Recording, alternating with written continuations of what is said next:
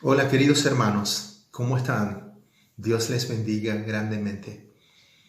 Doy gracias a Dios porque nos da la oportunidad de poder dedicar este tiempo para meditar en la palabra de Dios. Les voy a invitar que puedan buscar en sus Biblias allí en Hechos capítulo 1, versículo 12 al 26.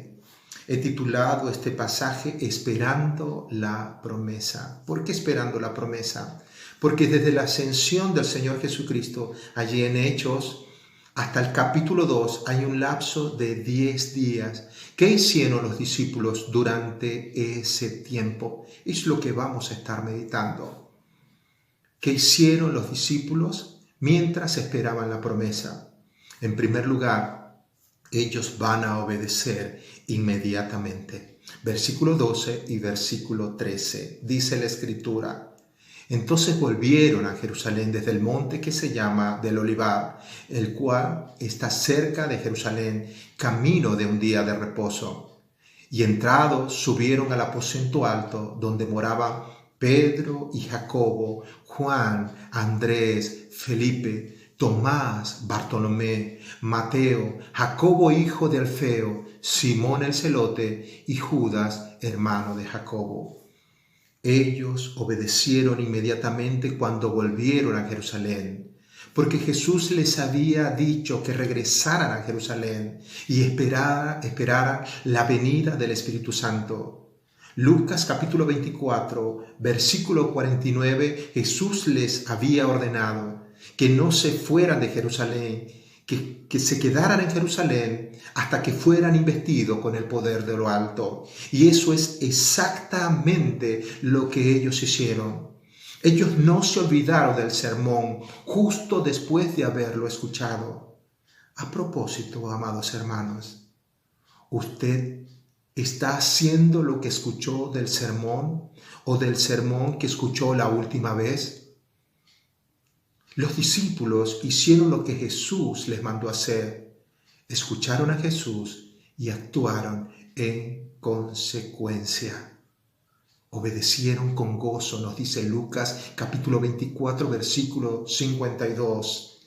Dice que ellos volvieron a Jerusalén cantando y alabando al Señor. Jesús les había dicho antes: aunque vosotros estéis tristes, vuestra tristeza se convertirá en gozo, en alegría.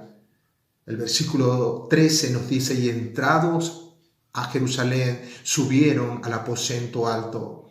Lucas se va a referir a ese lugar como un recinto ya conocido por los apóstoles. Era un recinto donde habitualmente ellos se reunían. Tal vez puede ser el mismo lugar donde ellos celebraron la última cena, o tal vez el mismo lugar donde el Señor Jesucristo se les apareció después de la resurrección. En el versículo 13 tenemos la lista de los apóstoles, por supuesto, con la excepción de Judas. Y allí estaban los discípulos, obedeciendo al mandato del Maestro. Amados hermanos, es que la obediencia mantiene nuestra relación con Dios. La obediencia es prueba de que usted y yo andamos con Él. La Escritura nos dice en el Antiguo Testamento que la obediencia es mejor que los sacrificios. 1 Samuel capítulo 15. Samuel, el profeta, le va a decir al mismo rey Saúl, le va a decir, no guardaste el mandamiento de Jehová tu Dios, que él te había ordenado. Saúl no pasó la prueba de obediencia a Dios. Abandonó el mandamiento de Dios para seguir los suyos. ¿Y qué de nosotros? ¿Cuánto no hemos escuchado de Dios desde el día que le conocimos? ¿Cuántos mandamientos, cuántos preceptos? Pregunto, ¿cuántos de ellos hemos obedecido? ¿Cuántos de ellos hemos postergado? Los discípulos obedecieron inmediatamente, volviendo a Jerusalén. Pero no solamente hicieron eso. Ellos todos estaban unidos. Nos lo dice el versículo 14. Leamos el versículo 14 que dice: todos perseveraban unánimes en oración y ruego con las mujeres y con María, madre de Jesús, y con sus hermanos. Todos perseveraban unánime. Se nota un gran contraste con el celo exhibido antes de la crucifixión, cuando todos disputaban entre ellos quién sería el mayor. ¿Qué había cambiado? Jesús trató con ellos después de la resurrección, y en especial con Pedro. Ahora todos ya habían sido restaurados y se le había dado un nuevo cometido. Se les había dado la gran comisión, se le había dado un gran mandamiento. Ya no albergaban conflictos ni celos. La palabra unánime significa con una misma mente, un mismo espíritu, con un mismo corazón, una misma alma, una misma pasión, un mismo sentir. Ya no habían divisiones, ya no habían intereses divididos, ya no habían ambiciones personales. Ninguno de ellos estaba tirando agua para su propio molino, porque tenían un mismo sentir. Esta expresión aparece 11 veces en el libro de los Hechos y es una de las claves o del secreto de la bendición. Cuando una iglesia, cuando un grupo de creyentes está unido, Dios envía allí bendición. Nos lo dice el Salmo 133. La unanimidad llegó a ser característica distintiva de la iglesia primitiva. La unanimidad es sin duda hoy la clave más importante para lograr que la obra de Dios tenga éxito en la comunidad o donde nosotros estamos viviendo. En la oración sacerdotal de de Juan capítulo 17, versículo 21, el Señor Jesús pide al Padre que también ellos sean uno. ¿Para qué? Para que el mundo crea. Amados hermanos, y este pasaje es bastante claro para entender que la falta de unidad en el cuerpo de Cristo afecta sensiblemente a millones de personas que están sin Dios y están sin esperanza.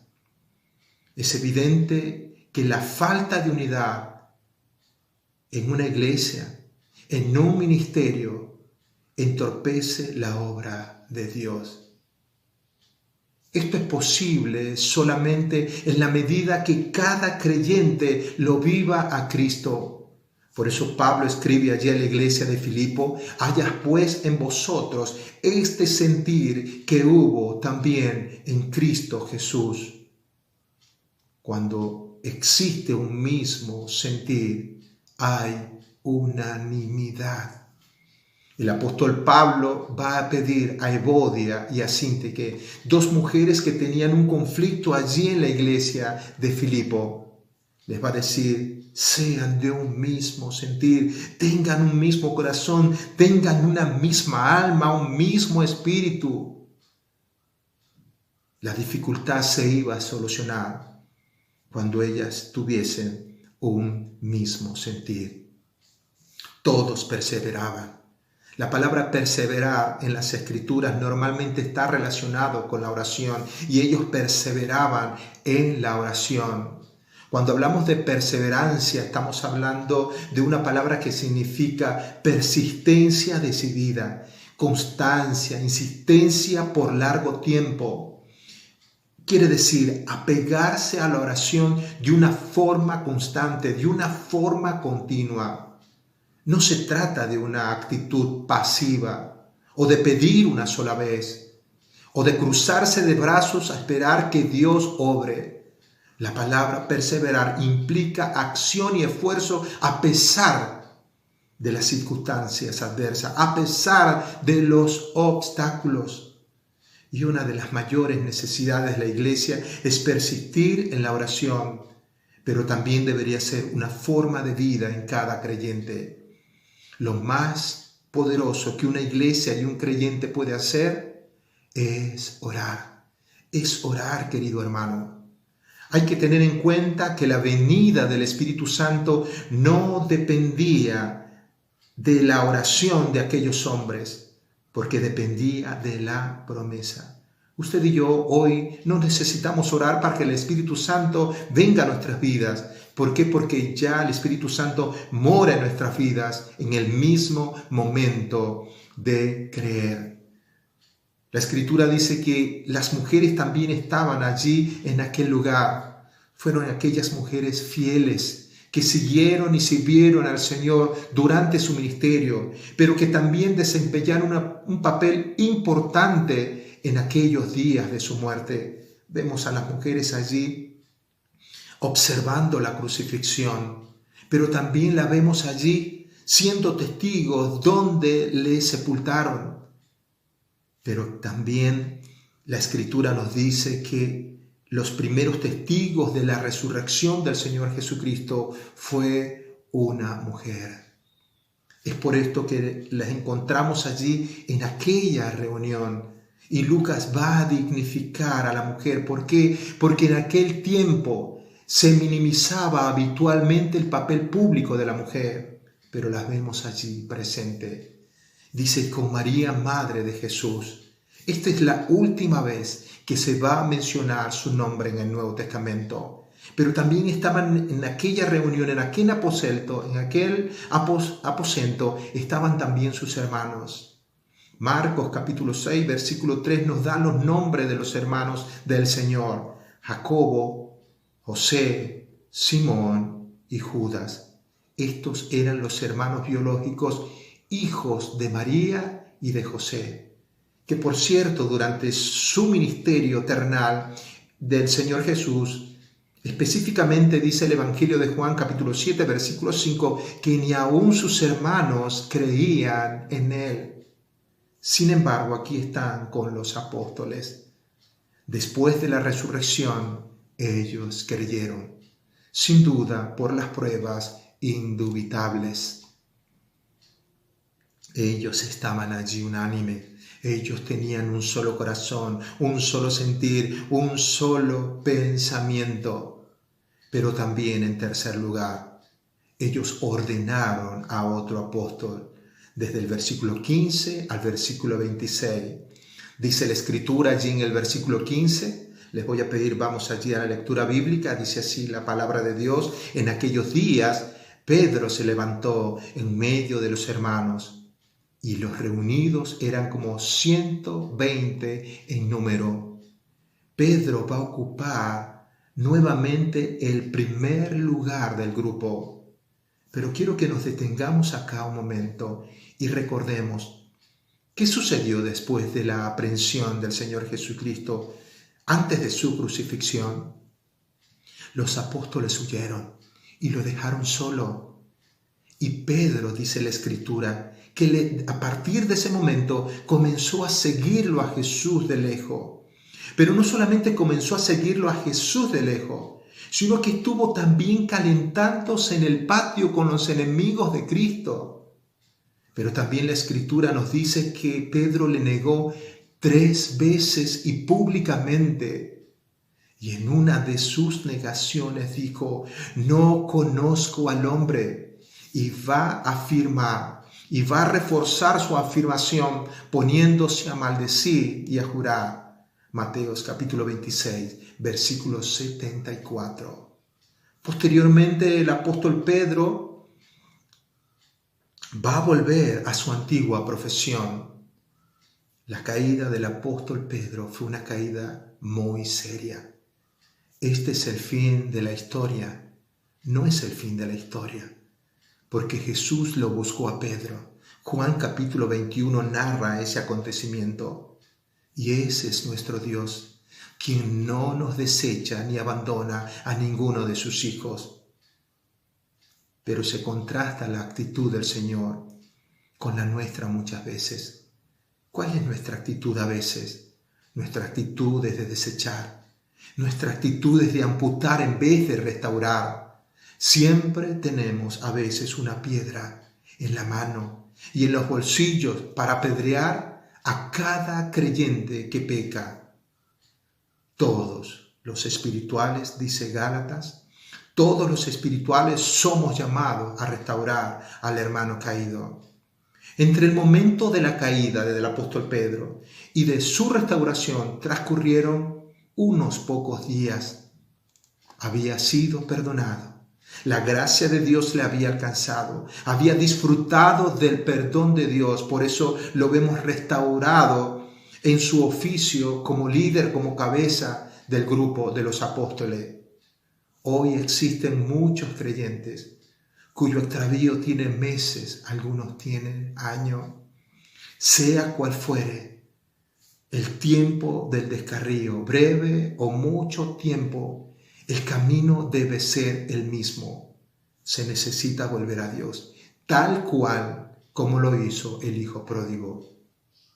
Aquí lo vemos al apóstol Pedro presidiendo una reunión de 120 personas. Tal vez para alguno es poco, pero esas 120 personas fueron personas que decidieron tomar la cruz.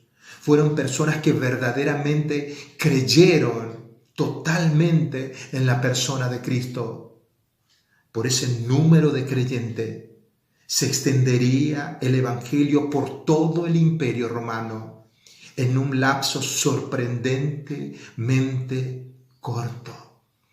Tenían un solo espíritu, una sola alma, tenían un solo propósito.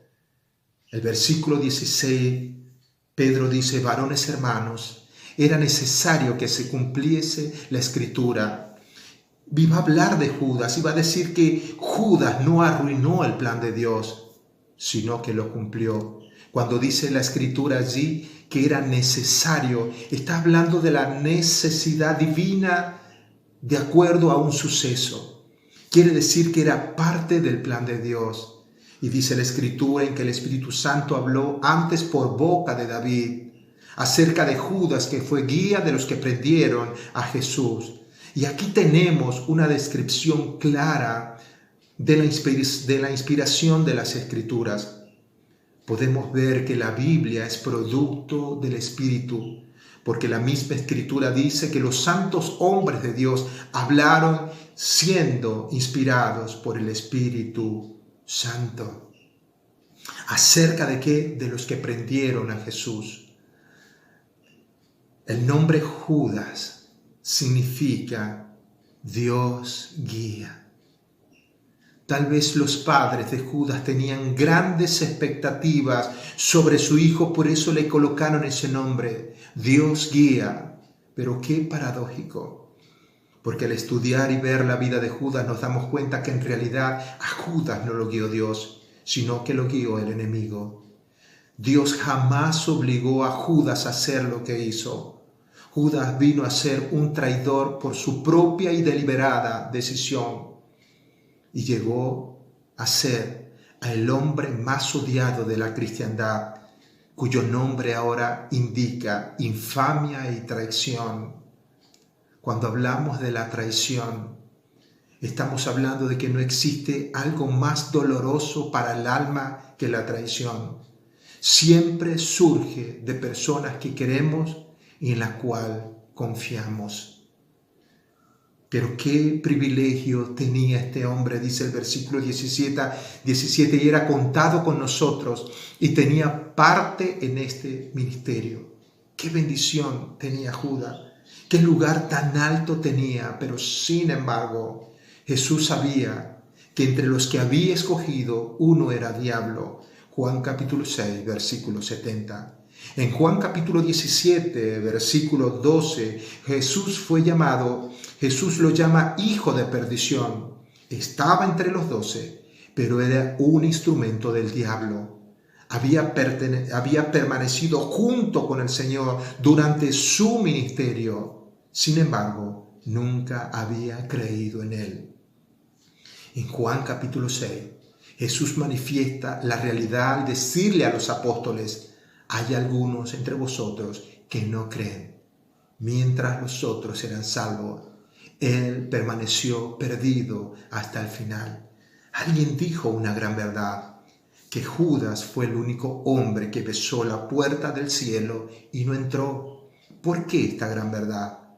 Porque Cristo dijo: yo soy la puerta. El que por mí entrare será salvo. Y Judas besó al Señor, pero no entró, no quiso entrar, nunca fue salvo. Desde el versículo 18 al versículo 20 tenemos la descripción de su muerte. Es interesante que Mateo capítulo 27 del 3 al 8 afirma que Judas se ahorcó.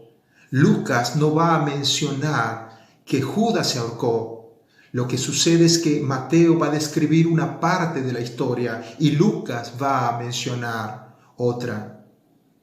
No fue un acontecimiento que pasó inadvertido a pesar de todo lo que había acontecido en esos días. Versículo 20. Porque está escrito en el libro de los Salmos: sea hecha desierta su habitación y no halle quien more en ella y tome otro su oficio. Pedro, por inspiración divina, entendió el mensaje profético de Salmos, capítulo 69, versículo 25, y lo va a aplicar a Judas. Si David fue tipo de Cristo, los enemigos de David entonces prefiguran los enemigos del Señor. De manera que el amigo de David, Aitofel, le traiciona de la misma manera que Judas traicionó al Señor Jesucristo. Y es notable que tanto Aitofel como Judas terminan ahorcados. Luego el apóstol Pedro va a citar Salmo 109, versículo 8, donde dice: sean sus días pocos, tome otro su oficio. La última expresión va a referirse a Judas en relación con su oficio. Como uno de los 12 había tenido un ministerio entre ellos, con su muerte queda el círculo de los 12 incompleto, por lo que otro tenía que ocupar el lugar de Judas. Los 12 habían sido escogidos como testigos de Cristo y estaban también destinados a tener autoridad o un puesto importante en el reino venidero. El Señor se los había prometido, que cada uno de ellos iba a sentar en 12 tronos a juzgar. Desde el versículo 21 al versículo 26 se expresa la necesidad de elegir al sucesor de Judas. Cuando dice nuevamente es necesario escoger un apóstol, revela la voluntad de Dios en ese sentido, de encontrar un sustituto para Judas. Pedro y los demás que estaban allí no van a actuar por su propio parecer, sino en obediencia a la palabra de Dios, a la voluntad de Dios. Pedro va a enumerar los requisitos para el sucesor de Judas, así como en las Escrituras nos da los requisitos para escoger a los ancianos o pastores o los líderes de nuestra iglesia. Dice la Escritura, debía haber estado con los apóstoles todo el tiempo que el Señor Jesús entraba y salía entre ellos. Ser testigo de Cristo desde el tiempo del bautismo de Juan hasta el día en que entre nosotros, dice la Escritura, fue recibido arriba. La persona elegida debía ser testigo del ministerio terrenal del Señor, desde el inicio de su ministerio, que comenzó con el bautismo de Juan, hasta la ascensión. Esto nos muestra que el apóstol, bajo la óptica de hecho, no existe hoy, porque ningún hombre hoy llena los requisitos que el apóstol Pedro y que la Escritura está demandando. Debía ser testigo con los otros 11 de la resurrección. ¿Por qué? Porque la resurrección es tema central de la predicación apostólica. Solo 2 llenaron los requisitos para reemplazar a Judas. Y pusieron a 2, dice la Escritura: a José llamado Barsabás y a Matías. Y orando dijeron: tú, Señor, que conoce el corazón de todos, muestra cuál de estos 2 has escogido. Y solamente Dios conoce con precisión el corazón de cada persona. Y lo primero que van a hacer, ¿saben qué? Es orar. Recordemos que el Señor Jesús, antes de escoger a los 12, antes de escoger a estos hombres, fue a orar. La oración acá es una oración de dependencia y de reconocimiento del señorío divino sobre los creyentes. No debemos tener a nadie que no sea dado por Dios mismo. No olvidemos lo que le pasó a Israel al escoger un rey en la carne y sufrieron las consecuencias de esta mala elección. Cuando usted y yo buscamos la dirección de Dios por medio de la oración, podemos estar convencidos, como el apóstol Pablo, allí con los pastores en Éfeso, de que esos hombres estaban en su oficio por designio del Espíritu Santo. Por eso es que allí en Hechos 20:28 la Escritura dice: por tanto, mirad por vosotros y por todo el rebaño en que el Espíritu Santo os ha puesto por obispo. La oración persistente, cuando nosotros oramos antes de elegir a una autoridad, la autoridad que elijamos va a ser guiada y va a ser dirigida por el Espíritu Santo. Es por eso que ellos van a encomendar la cuestión allí al Señor. Entonces la decisión hecha por los apóstoles fue hecha por el Dios mismo. Después de orar, echaron suerte, un método que era aceptado en el Antiguo Testamento, y la suerte cayó en Matías. El nombre Matías significa regalo de Dios, y eso fue para los apóstoles y la iglesia primitiva. No hay que pensar que esta decisión fue una decisión equivocada solo porque Matías no aparece más en el resto del Nuevo Testamento. Recuerden tampoco que aparecen Andrés, Tomás y otros de los apóstoles. Lucas desea que usted y yo entendamos, comprendamos que Matías fue escogido en forma adecuada y según la voluntad de Cristo. Por eso afirma que fue contado con los otros apóstoles. Ya termino. Cuando usted y yo oramos, buscamos la dirección de Dios, las personas elegidas van a ser un regalo de Dios, van a ser una bendición de Dios para la iglesia. Dios bendiga su palabra y sobre todo que nosotros podamos aprovechar la exhortación y el mensaje de la palabra de Dios en esta mañana. Dios les bendiga grandemente, amados hermanos.